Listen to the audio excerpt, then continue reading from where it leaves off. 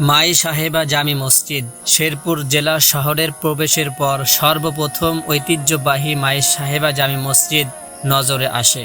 আনুমানিক ২৫০ বছর পূর্বে নির্মিত এই মসজিদটি বিভিন্ন সময় সংস্কার করা হলেও তাতে ঐতিহ্যের ছাপ স্পষ্ট লক্ষ্য করা যায়।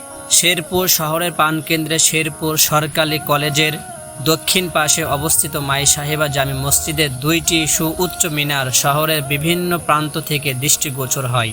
মাই সাহেবা জামি মসজিদ নামকরণ নিয়ে একটি গল্প প্রচলিত আছে। তৎকালীন সময় শেরপুরের ৩ আনি জমিদার মুক্তাগাছার জমিদারকে নিমন্ত্রণ জানান। মুক্তাগাছার জমিদার তার বদৌলতে শেরপুরের কিছু জায়গা চান। শেরপুরের জমিদার মসজিদের এই জায়গাটি মুক্তাগাছার জমিদারকে দেওয়ার সিদ্ধান্ত নেন এবং হাতি দিয়ে সেখানে বিদ্যমান খাজনা তোলায় ব্যবহৃত ঘর ভেঙে ফেলার নির্দেশ দেন। কিন্তু হাতিকে নিয়ে বারবার ঘরের কাছে যাওয়া মাত্রই হাতি সালাম দিয়ে বসে পড়ে।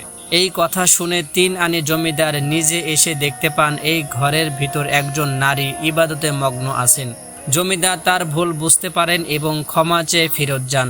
সেই নারীর নাম ছিল মাই সাহেবা। মাই সাহেবার মৃত্যুর পর জমিদার এখানে একটি মসজিদ নির্মাণ করে মাই সাহেবা জামি মসজিদ নামকরণ করেন। ৩ তলা বিশিষ্ট মাই সাহেবা জামি মসজিদ সম্পূর্ণ শীতাতাপ নিয়ন্ত্রিত।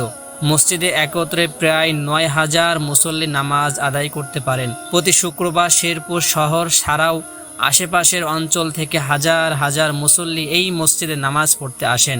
মাই সাহেবা জামি মসজিদ ময়মনসিংহ বিভাগের সবচেয়ে বেশি দান গ্রহণকারী মসজিদ হিসাবে সুপরিচিত। মুসলমান ব্যতীত অন্য ধর্মাবলম্বীরাও এখানে নিয়মিতভাবে দান করে থাকেন। কিভাবে যাবেন? মহাখালী বাস টার্মিনাল থেকে ড্রিমল্যান্ড, আনন্দ, তুরাগ ইত্যাদি বিভিন্ন বাস সার্ভিসের বাসে ৯০ থেকে ১৪০ টাকা ভাড়ায় শেরপুরে আসতে পারবেন। তবে মনে রাখবেন, এই সব বেশিরভাগ বাস যাত্রাপথে অনেক স্টপেজে থামে, তাই ঝামেলা এড়াতে শুধু ড্রিমল্যান্ড স্পেশাল বাসে ৫০০ থেকে ৬০০ টাকায় এসি নন এসিতে যাত্রা করতে পারেন। মহাখালী থেকে দুপুর ২টায় শেরপুর যাবার এসি বাস ছাড়ে।